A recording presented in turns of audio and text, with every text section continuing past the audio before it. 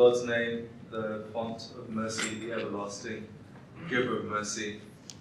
It's a pleasure to be here, and in a sense I'm not quite sure what to expect being the first speaker at an event which I've never been to before. So I feel a bit like I am sometimes at the beginning of the year when I'm giving a lecture to my new first year students on the Intro to Islam. Sometimes you don't know where people are coming from, what they know, what they don't know. A good rule of thumb is always don't pitch your material at the lowest common denominator. Pitch your material at the highest level. And some people will grasp it immediately, others will want to reach for it. And at the end of the day, I think one of the things that is most lacking in our communities really is aspiration. We want people to be aspirational. We want people to reach further, to understand better, to really kind of engage with what it means to be a human and what it means specifically to be Sha'i in the world in which we live.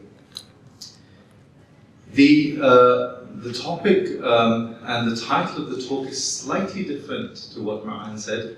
I renamed it The Human and the Divine, quite simply because man, of course, as we all know, is gender exclusive.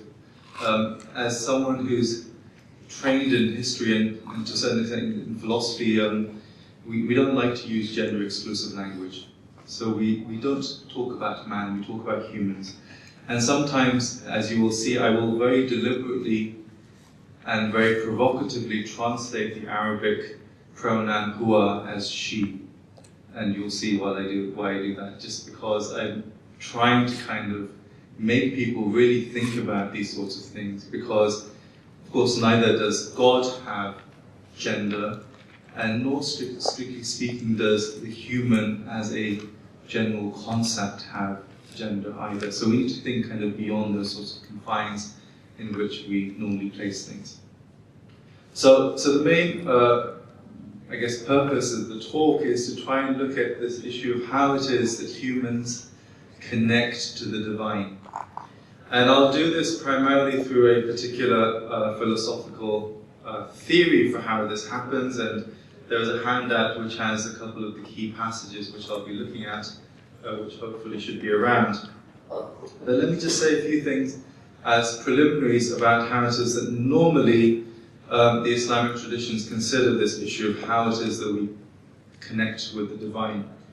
At the very basic level, as everyone knows, the Quran addresses this directly. Directly addresses the issue of why it is that humans, of course, are created. And famously, of course, it says that humans, the function of the creation of the humans and the jinn is to worship God. And of course, a number of individuals have discussed this issue of what it means for the human to worship God, what is the nature of that connection. And linked to that is our theological notions for how we connect to, how do we come from God, and how do we return to God. So in a theological connection context, you have the idea that fundamentally the fact that we have life and the fact that we have existence is a form of a bounty, it's a gift. Normally, we consider gifts to be forms of relationship which require reciprocity. So normally, if you are given a gift, the expectation is that you are thankful for that gift. The gift of life, which comes from the benefactor, the mun'im, as it says, the term used for God, in this context requires a shukr al-mun'im, thanking the benefactor. And so once we recognize that we are given life and we, in a sense, come from God, we have a recognition that we need to then reconnect back to God. We need to reciprocate, we need to be thankful. And the main way, again, that we are thankful, linked to that Quranic verse, is through acts of worship which reciprocate, which can never, of course, fully reciprocate the nature of that initial gift, but are our own very limited human ways in which we try and reciprocate and reach back to God.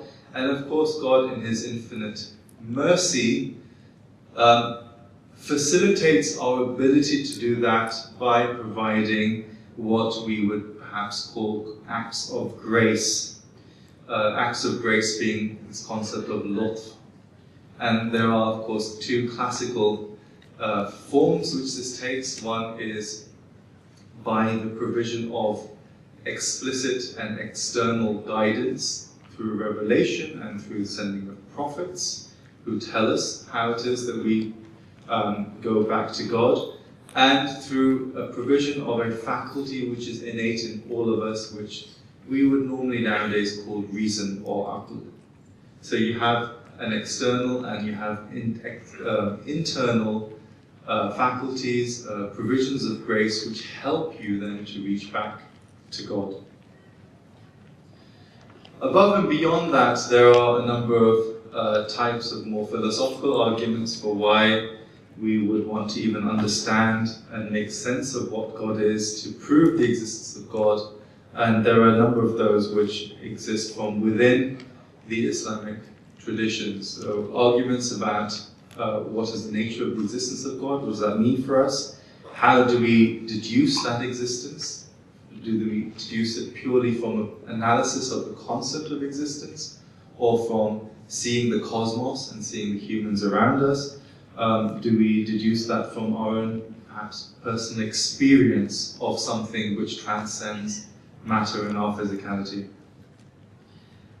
And within those sorts of arguments, we have, again, within the Islamic philosophical traditions, notions which ultimately come out of late antique Neoplatonism of how it is that we came about in this world.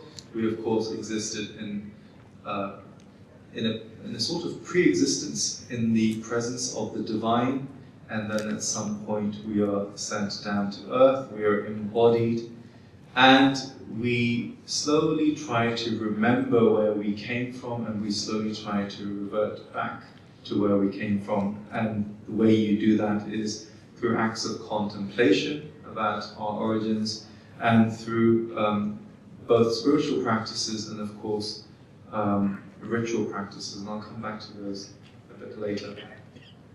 Now, in particular, as Ma'an suggested, I'll be saying a few things within the context of the famous hadith, or the saying attributed both to the Prophet and to Amir al-Mu'mineen, Man arafa nafsa fa'arafa rabba, which I'm sure everyone knows. You'll probably have heard it 100 times, and it requires us to think about what does the Arafa refer to, what is that recognition or understanding or knowledge, what do we of course mean by our nafs, and how does a recognition or grasping of our origins, our Lord, follow from that. But before that, let me just place it within this other context of another hadith which is attributed to Amir al-Mu'mineen, which defines wisdom in a particular way. And wisdom is defined as knowing whence we came, where we are, and where we're going to. The whence, where, and the whither of life. Because all of us ultimately have this desire to know, of course, who we are, where we are. We all want to know where we came from, in a sense. And we certainly want to know where we're going. And so this involves some sort of movement, whether that's intellectual or spiritual, or even sometimes physical, to come towards that goal, to recognize our origins and to move toward that goal. And it's, again, not surprising that these philosophical notions arise out of hadith, because hadith corpus is remarkably rich in material which forces you to contemplate. I often find it very bizarre that people would look at the hadith corpus and, for example, deny there is anything philosophically interesting or even mystically interesting in that corpus. There is plenty there to really think about. I'm not particularly caught up in labels such as philosophy and mysticism, but certainly I think there is plenty there which forces us to really think about what it is that the particular Imam is trying to say, and what that means for us within the vocabulary that we have for understanding these things.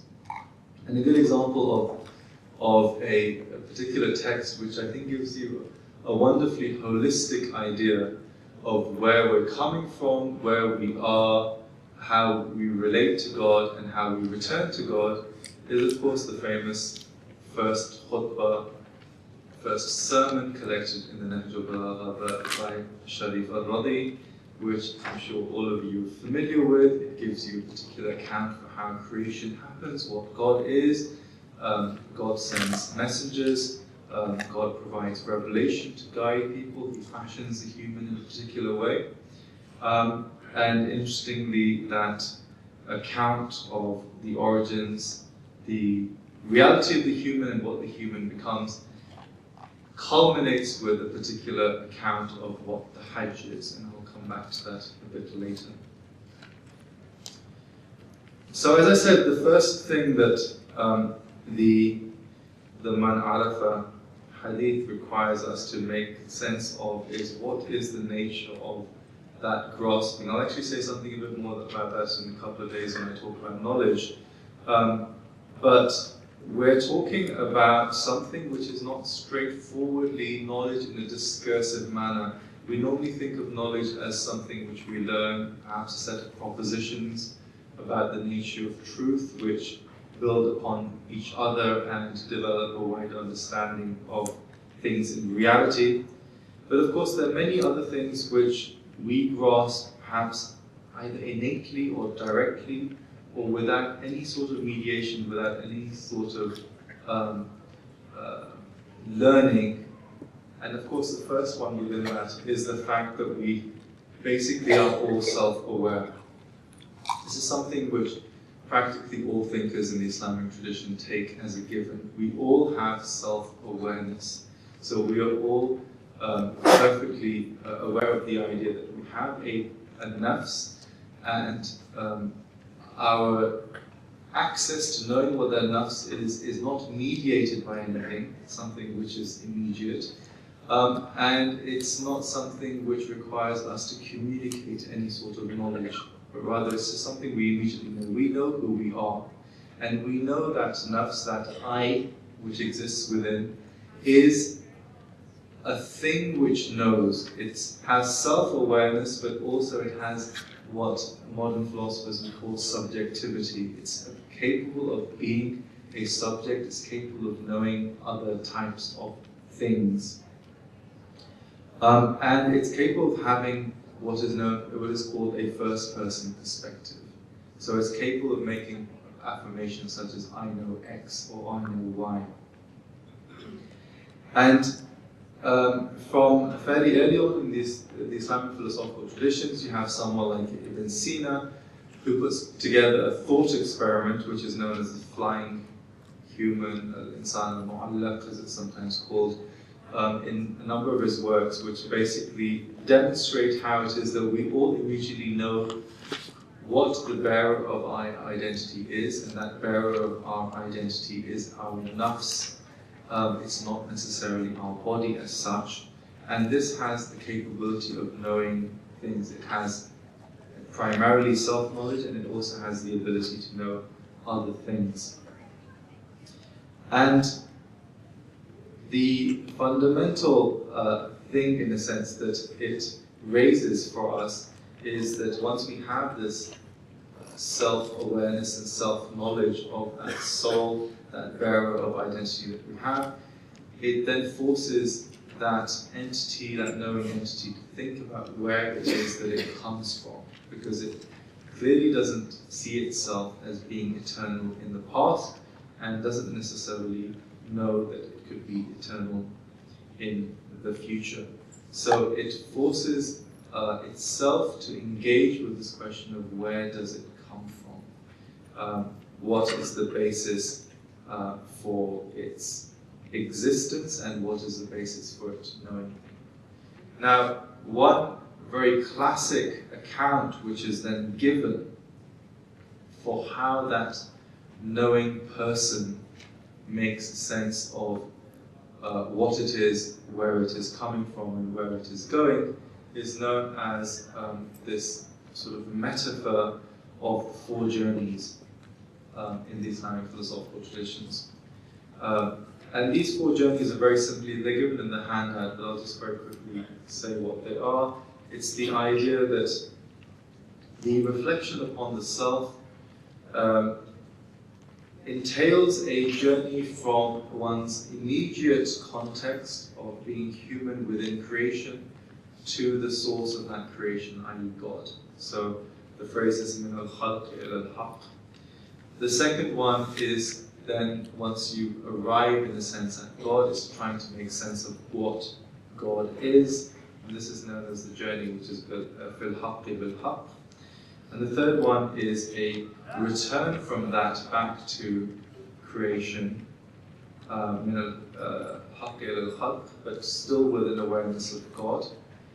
And the final one is to live, in a sense, in this world, in this creation, but with God constantly. So one begins with trying to make sense of who one is. One discerns from that that one has a creator.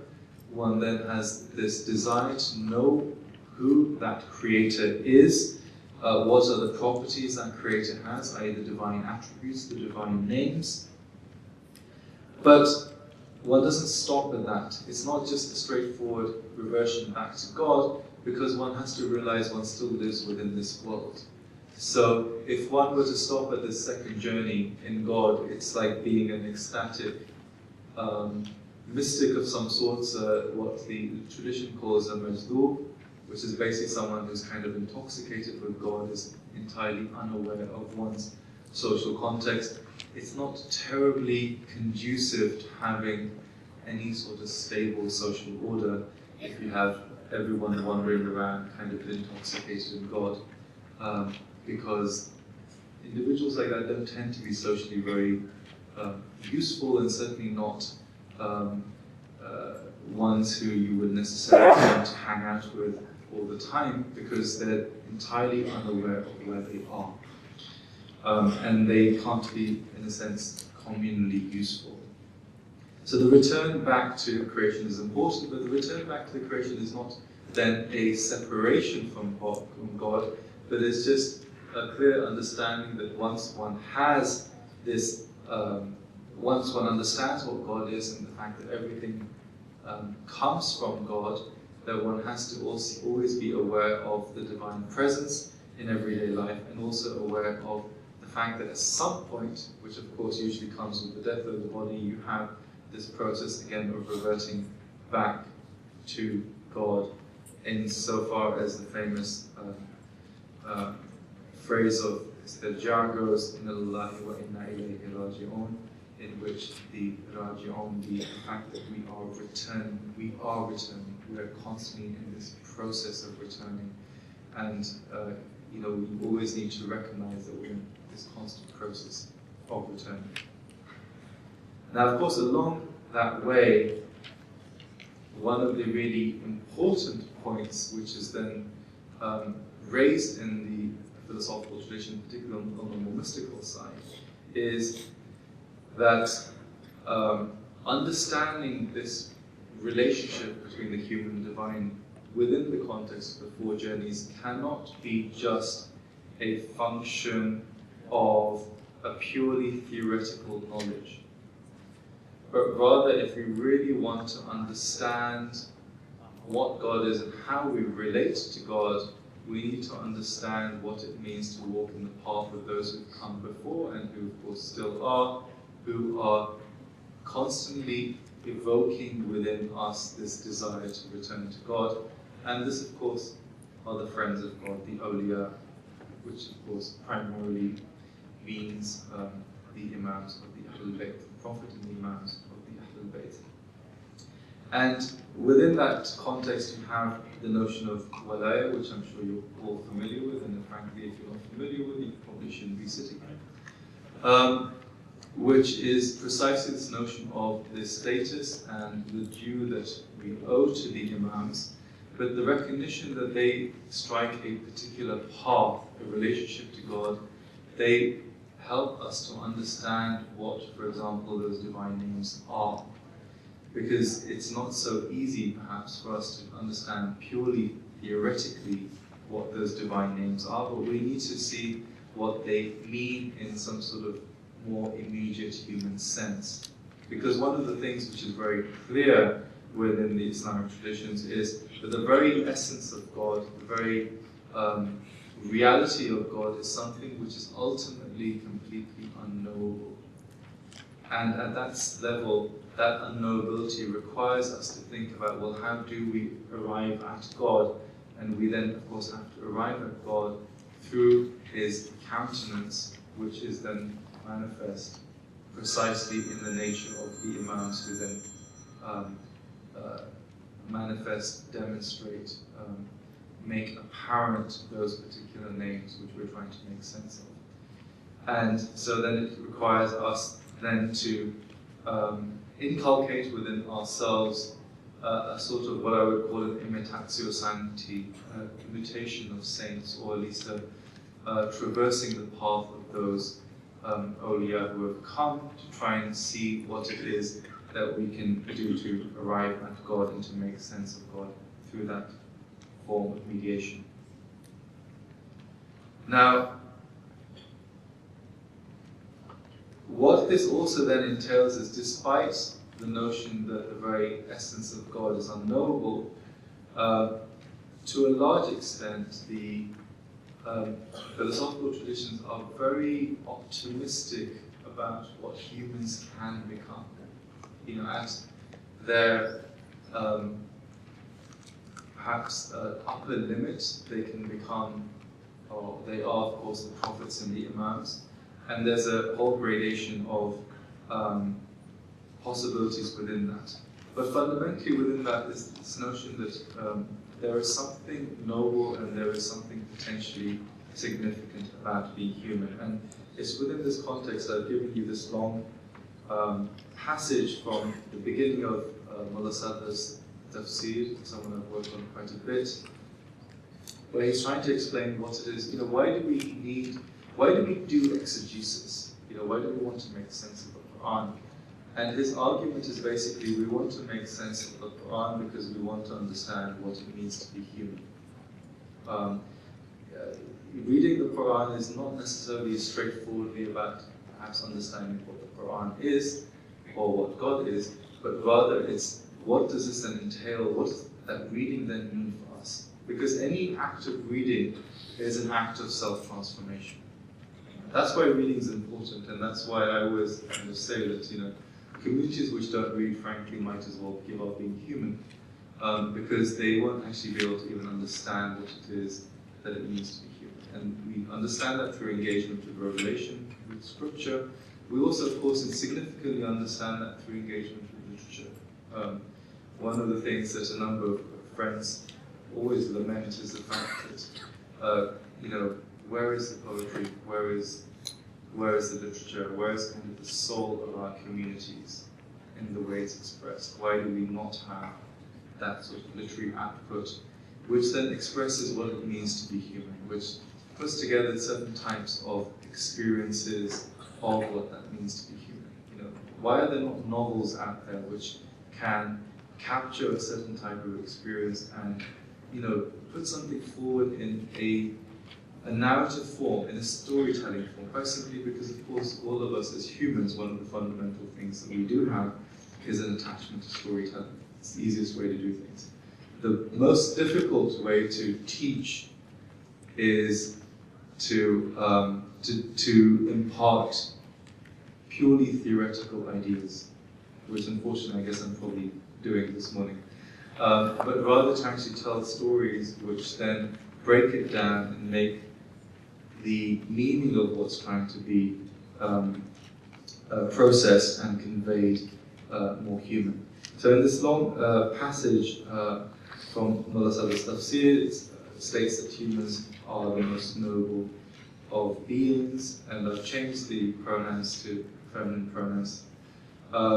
So, you know, humans are generated in a very simple physical form, but they already bear within themselves the ability to progress, the ability to become perfect, the ability to see and orient herself towards a transcendent origin, and the active sustainer, of course, being God, the ability to receive divine providence so that they do not just remain as the lowest of the low, asfala safilin, famously as the Quran says, which the phrase that Mullah Sadr uses here is so that they don't just wallow in the grazing grounds of the passions like insects and worms. Hasharat is the word he uses.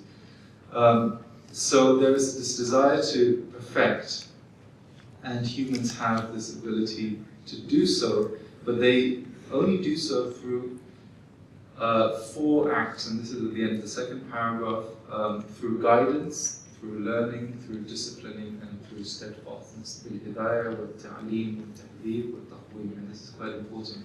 It's not just knowing things theoretically, but also knowing things and acting practically and doing physical things which provide this. And this is why these 4 journeys are not just theoretical notions about how we understand ourselves and understand God and how that then returns to this world, but what role does moral agency, what role does ritual practice have? And for that I'll just turn very briefly at the end to the famous final section of the first khutbah al-Nahj, which talks about the Hajj.